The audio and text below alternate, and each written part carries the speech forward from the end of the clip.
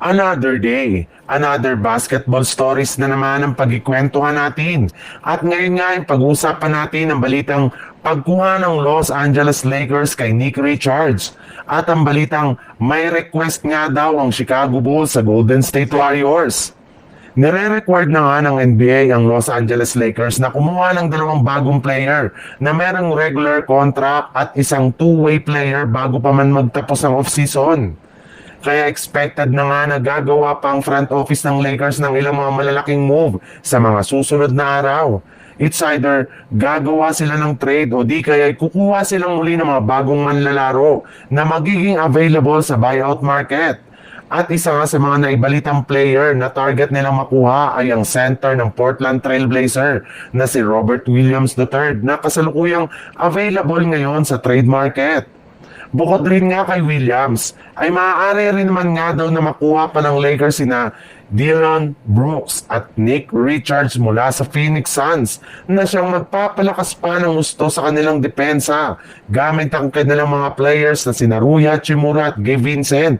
Maaari rin naman nga sila dito na 4-team trade upang sa ganon ay may pagpatuloy lamang nila ang ganitong klaseng trade.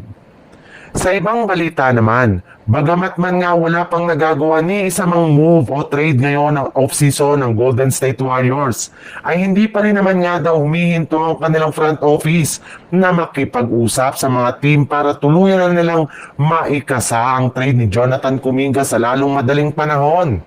At simula nga nang umayaw ang Golden State Warriors sa mga kupunan ng Sacramento Kings at Phoenix Suns, ay may ibang mga team na nga silang kinakausap katulad na lang ng Chicago Bulls, since gusto nga nila dito na makuha ang isa sa restricted free agent na si Josh Giddey, na hanggang ngayon ay hindi pa rin naman nga pumipirma ng bagong kontrata.